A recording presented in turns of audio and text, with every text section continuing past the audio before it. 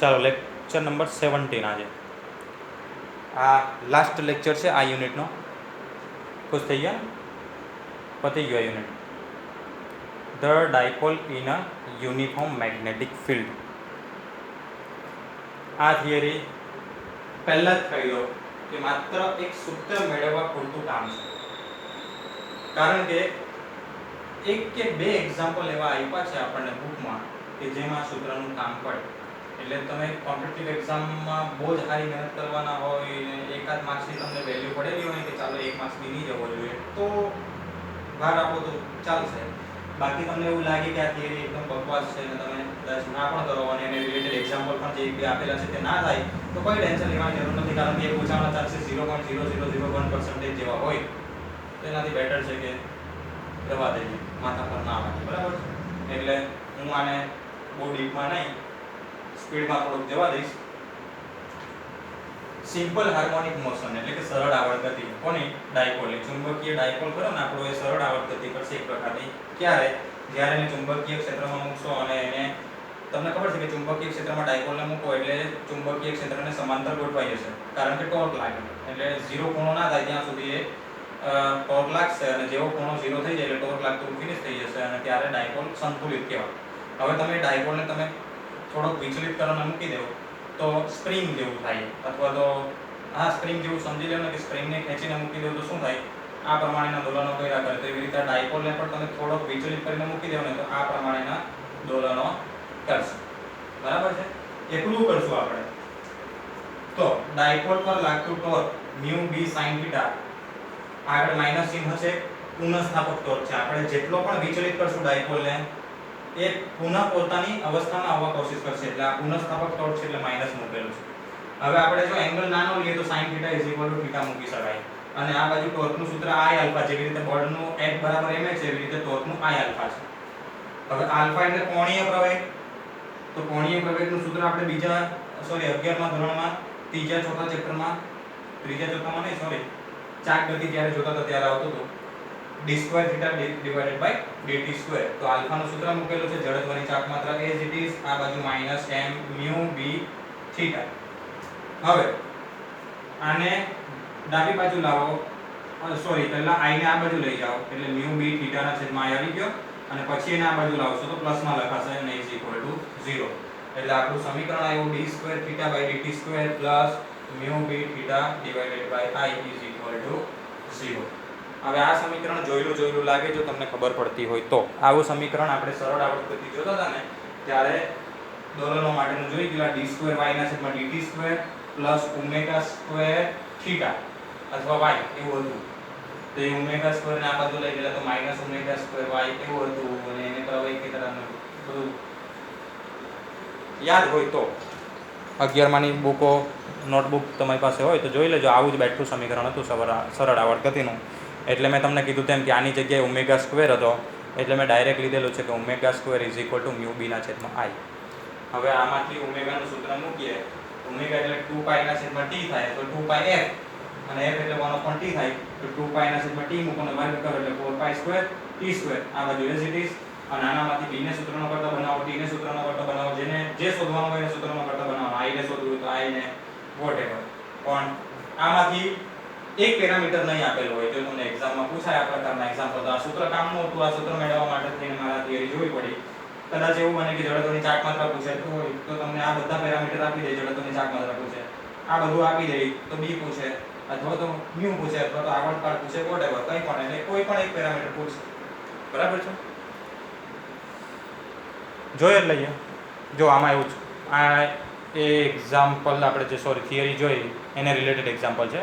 એક વર્તુળાકાર ગૂંચળાની ત્રિજ્યા આપી, આંટા આપ્યા અને ચુંબકીય ક્ષેત્રમાં મૂકેલું છે તો ચુંબકીય ક્ષેત્રનું મૂલ્ય ગૂંચળામાંથી કેટલો પ્રવાહ પસાર થાય છે 0.75 એમ્પિયર.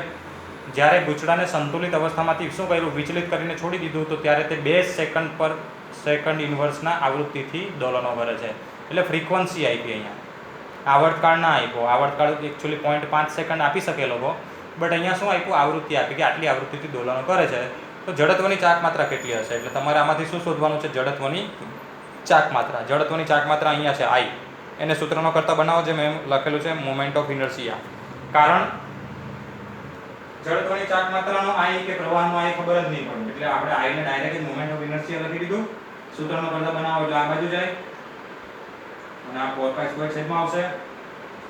t² ની જગ્યાએ આવૃત્તિ આપેલી છે તો એનો વ્યસ્ત લઈ લેવો એટલે છેદમાં આવશે. b as it is mu એટલે મેગ્નેટિક મોમેન્ટ નું સૂત્ર આપણને યાદ છે NIA, કારણ કે અહીંયા શું આપેલા છે, આંટા આપેલા છે, વિદ્યુત પ્રવાહ આપેલો છે અને ક્ષેત્રફળ ક્યાંથી મળશે તો વર્તુળાકાર છે તેની ત્રિજ્યા એટલે πr² મૂકવું પડશે. તો એ પ્રમાણે તમે બધી વેલ્યુ મૂકીને મોમેન્ટ ઓફ ઇનર્શિયા ફાઇન્ડ કરી શકો આપણા ગૂંચળાની. ઓકે, આ ટોપિક હવે મહત્વનો છે. આગળના ટોપિકમાં બહુ ભાર ના આપ્યો હોય તો it's okay. Potential energy of magnetic dipole એટલે આપણે ચુંબકને જ્યારે ચુંબકીય ક્ષેત્રમાં મૂકીએ તો એના પર ટોર્ક લાગે તો આપણે વાત કરી ગયા, પેલું ગૂંચળું લીધેલું અને ચુંબકીય ક્ષેત્રમાં મૂકેલું, પછી અલગ અલગ ચારે ચાર જે ધાર હતી એના પર લાગતા બળ યુગ્મ લાગતું હતું ને એના પરથી ટોર્કનું સૂત્ર μ × d મેળવી ગયેલા હતા. એટલે જ્યારે પણ તમે કોઈ પણ ચુંબકને ચુંબકીય ક્ષેત્રમાં મૂકો તો ચુંબકની ડાયપોલ મોમેન્ટ હોવાની જ હોવાની, એટલે ચુંબકીય ક્ષેત્રમાં મૂકેલું છે તેના પર ટોર્ક લાગશે. બરાબર છે. આ ટોર્ક એને કઈ રીતે ગોઠવવાનો પ્રયત્ન કરશે, ક્ષેત્રને સમાંતર ગોઠવવાનો પ્રયત્ન કરશે. બરાબર. હવે ધારો કે ક્ષેત્રને સમાંતર ગોઠવાઈ ગયેલું છે ને ત્યાંથી તમે એને છેડો અને આ પ્રમાણે થોડોક એંગલ બનાવો એટલે જાતે એક બીજો બળ લગાડીને કે ટોર્ક લગાડીને એને ભ્રમણ આપવાની કોશિશ કરો તો તમારે કાર્ય કરવું પડે, કારણ કે આ ટોર્ક કયો ટોર્ક છે, પુનઃસ્થાપક ટોર્ક, જે ગૂંચળાને હંમેશા સંતુલિત રાખવા કોશિશ કરશે. હવે તમારે એને સંતુલનમાંથી ખોરવવું છે તો તમારે કાર્ય કરવું પડશે અને આ કાર્ય સ્થિતિ ઊર્જા રૂપે સંગ્રહિત થાય. બરાબર છે. ઓકે, તો આપણે સ્થિતિ ઊર્જાનું સૂત્ર મેળવીએ. સ્થિતિ ઊર્જા એટલે આનું સંકલન કરવું પડશે, કારણ કે આ ટોર્કની વિરુદ્ધ તમે કાર્ય કરો છો ને. સો જેવી રીતે કાર્ય શોધવા માટે F.dx છે એવી રીતે અહીંયા torq.dθ આવશે. ટોર્ક * dθ કોણીયમાં તમને યાદ હશે ચાક ગતિમાં આવું કરી ગયા છો. જો રેખીય ગતિ હોય તો F * dx આવે, આમાં ટોર્ક * dθ. તો કાર્ય ઇન્ટિગ્રેશન μ × b એટલે μb sin θ * dθ.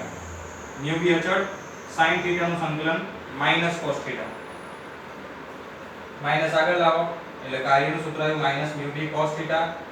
હવે અહીંયા μ એટલે મેગ્નેટિક મોમેન્ટ, b એટલે ચુંબકીય ક્ષેત્ર, બંને કેવી રાશિ, સદિશ રાશિ, અને cos θ છે ધેટ મીન્સ કે બે સદિશ રાશિનો અદિશ ગુણાકાર હોવો જોઈએ, કારણ કે આપણે ડાબી બાજુ કઈ રાશિ છે, અદિશ રાશિ છે, એટલે બંનેનો અદિશ ગુણાકાર જ હોવો જોઈએ, એટલે આપણે લખેલું છે -μ.b. હવે આને છૂટું પાડશો એટલે આ જ આવશે, એટલે કાર્યનું સૂત્ર આવ્યું -μ.b, જે સ્થિતિ ઊર્જા રૂપે સંગ્રહિત થાય, એટલે સ્થિતિ ઊર્જાનું સૂત્ર આવ્યું -μ.b.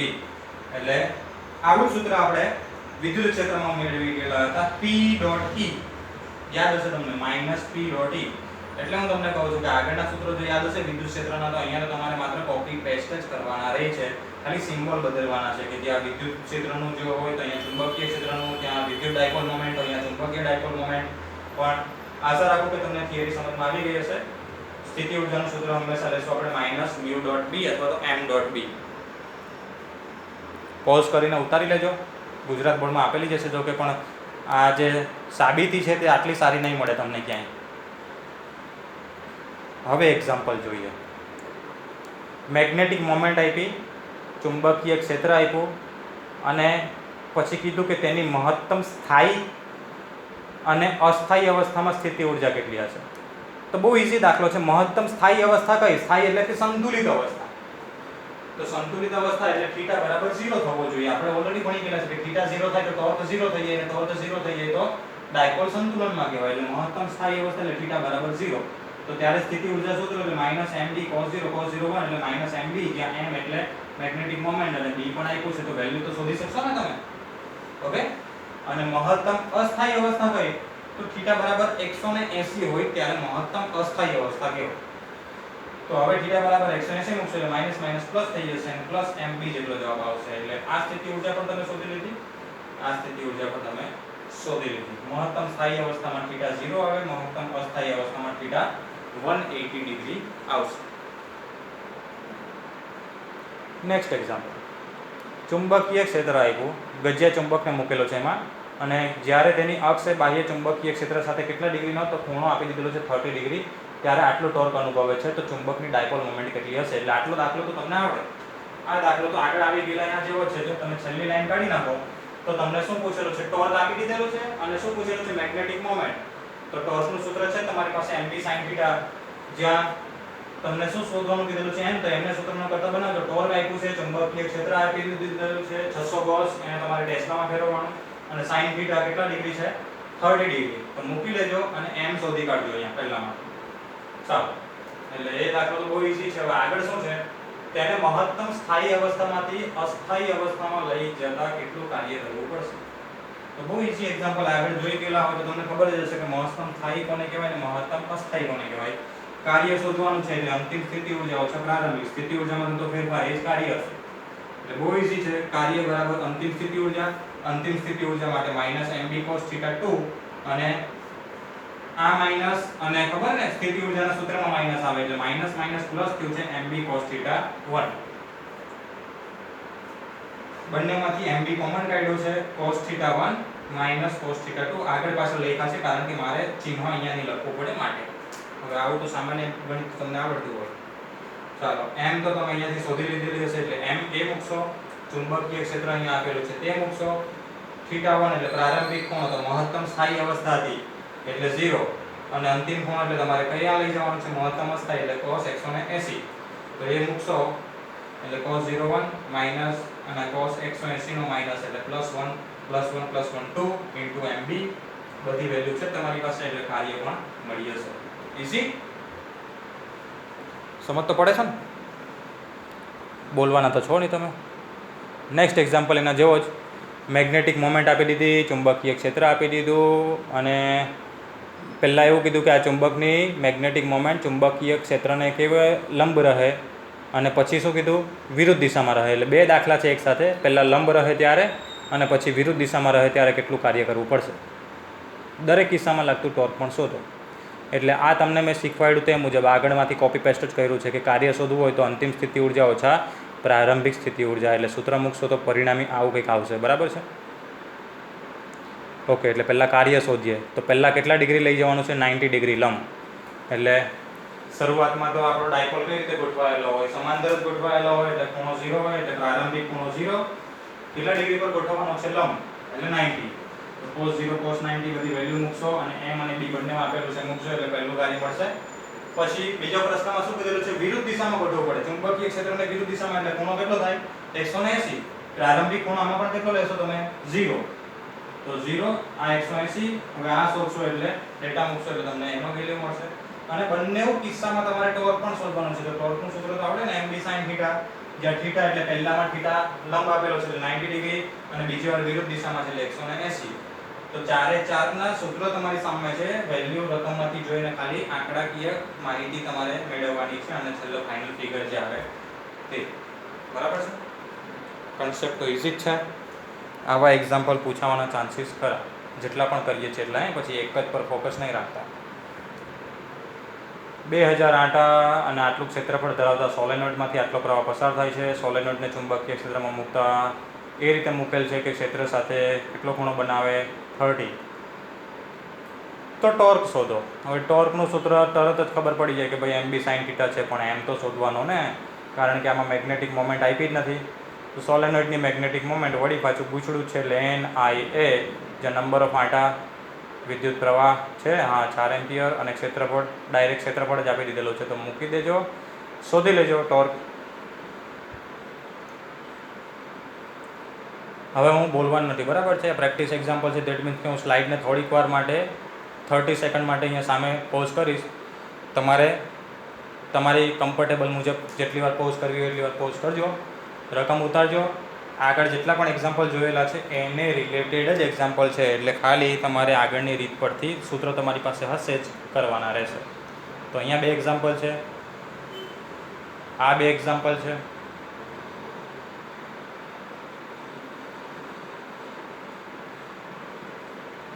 અને આ લાસ્ટ એક્ઝામ્પલ. એટલે ટોટલ 5 એક્ઝામ્પલ આજે તમારે જાતે કરવાના છે. શું લખ્યું છે? સો અહીંયા આપણું 4th યુનિટ ફિનિશ થાય છે. NCERT ની બુકમાં તમે બાય ચાન્સ જોશો તો તો આપણે 5મા ચેપ્ટરના પણ અમુક ટોપિક ચોથામાં લઈ લીધેલા હશે કારણ કે લિંકમાં હતા, અને ચોથાના અમુક સ્કીપ કર્યા હશે જે ખરેખર 5મામાં આવવા જોઈએ, બરાબર છે. એટલે અમુક એક્ઝામ્પલ પણ જો તમને એવું લાગતું હોય કે છૂટી ગયા છે તો એનું કોઈ ટેન્શન ના લેતા. અહીંયા આપણે ખાલી વચ્ચે એક બ્રેક લેવાનો હતો એવું કહી શકો, અથવા તો યુનિટનું નામ ચેન્જ કરવાનું હતું એટલે મેં લખેલું છે આવું. બાકી મેં તમને શરૂઆતથી જ કીધેલું છે કે આ બંને યુનિટ જે છે તે ખરેખર એક જ યુનિટ તરીકે આપણે ચલાવવાના છીએ, બરાબર છે. એટલે આજે એક રીતે જોવા જઈએ તો ચોથું યુનિટ ફિનિશ થયું છે. હવે નેક્સ્ટ ટાઈમ 5 મિનિટ ચાલશે, એમાં લગભગ 7 થી 8 જ લેક્ચરની જરૂર પડશે, વધારે લેક્ચરની જરૂર નહીં પડે. એટલું મને ખ્યાલ છે કે આપણે સામે નથી, જેને કારણે હું તમારા એક્સપ્રેશન કે તમને કઈ વસ્તુમાં કેટલી સમજ પડે છે મને ખ્યાલ નથી આવતો. બટ આગળ કીધેલું તે છતાં પણ તમારામાંથી કોઈએ મને કોઈ પણ પ્રકારનો કોન્ટેક્ટ જ નથી કર્યો આટલા ટાઈમમાં કે ચેપ્ટરમાં સમજ પડે છે કે શું દે છે શું નથી દેવું. ખબર નહીં, કદાચ એક ફોર્માલિટી હોય એવી રીતે કદાચ એકાદી વાર વિડીયો જોવાનો થતો હશે તો જોઈ કાઢતા હશો, બાકી વિશેષ તમે કશું કરતા નથી. બટ એ તમારે જ ભોગવવાનું છે. મારો સ્વભાવ તમને ખબર જ છે, હું પાછું ચલાવવાનો નથી. આપણે જ્યારે પણ સ્કૂલ ખુલશે ત્યારે માત્ર ડાઉટનો થોડોક ટાઈમ રાખશું, અને એમાં જે ટોપિક અઘરા હશે કે એવું કંઈક હશે એને તમને ખાલી શું કે આવી રીતે પરોક્ષ રીતે તમે વસ્તુને ના સમજી શક્યા હોય એને હું ખાલી ક્લિયર કરાવીશ. બાકી એ ટુ ઝેડ આપણાથી થવાનું છે જ નહીં, અને હું એ પ્રકારનો માણસ છું. અહીંયા મેં આખો દિવસ પીપીટી બનાવીને બધી ફિગરો શોધીને આ સૂત્ર લખતી વખતે કે ટાઈપ કરતી વખતે કેટલી મહેનત પડે ને તમે એકાદી વાર બનાવો તો ખબર પડે. એટલે મેં ઇઝીએસ્ટ વેમાં તમને બતાવવાની કોશિશ કરી છે. તે છતાં પણ જો તમને ક્યાંક ને ક્યાંક એવું લાગતું હોય કે આમાં મજા નથી આવતી તો ધેટ ઇઝ યોર પ્રોબ્લેમ. કારણ એનું કે હું સામે હોઈશ ને તો તમે મારા સામે કદાચ બોલી પણ નથી શકતા. આપણે એક લેક્ચરમાં એટલું બધું ચાલી જઈએ છે તો ત્યારે એમ કહો છો કે ઓકે સમજ પડી ગઈ, અને ત્યારે તમે કોઈ એક્સક્યુઝ પણ નથી કરતા. પણ આ એક બેનિફિટ એવું છે કે તમે એક વિડીયો આજે જોયો, આગળ જતા અઠવાડિયામાં ભૂલી ગયા તો વળી પાછો એ વિડીયોને ખોલીને જોઈ શકો ને વળી પાછું તાજું કરી શકો. પહેલામાં એવું નથી થતું. એટલે બેનિફિશિયલ એકચ્યુઅલી આ વધારે છે. તે છતાં પણ અમુકના રિવ્યૂ એવા હોય કે આમાં મજા નથી આવતી તો એ તમારો પ્રોબ્લેમ છે, બરાબર છે. એટલે નેટ વ્યવસ્થિત આવતું હોય અથવા તો ના આવતું હોય ને તો યુટ્યુબ પર ડાઉનલોડિંગ ઓપ્શન આવે છે. બાકી નેટ થોડુંક વ્યવસ્થિત ચાલતું હોય ત્યાં જઈને કરશો તો સારી ક્લિયરિટીનો વિડીયો આવશે, બધું દેખાશે. અને ઇવન કે યુનિટ પૈતું છે તો હું તમને આજે પીડીએફ પણ શેર કરી દઈશ જેથી તમે બધી ફિગર હાઈ ડેફિનેશન ક્લિયરિટીમાં જોઈ શકશો. બધા એક્ઝામ્પલની રકમ પણ તમને મળી જશે, એટલે વિડીયોને પોઝ કરવાની પણ જરૂર નહીં પડે.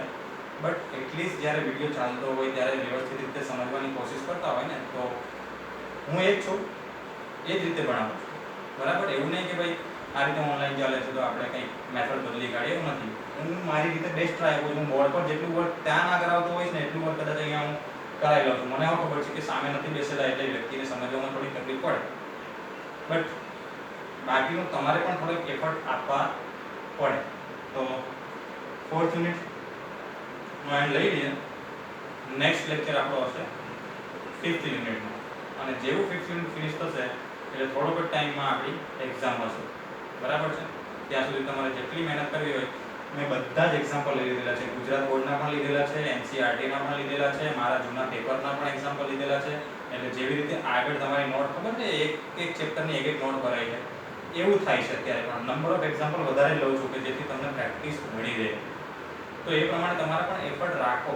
તમારે ખાલી આટલું જ કરવાનું છે. આનાથી વિશેષ તમારે કઈ વસ્તુ ગાઈડો નથી જોવાની, દર્પણો નથી જોવાની, બુકો જોવાની જરૂર નથી.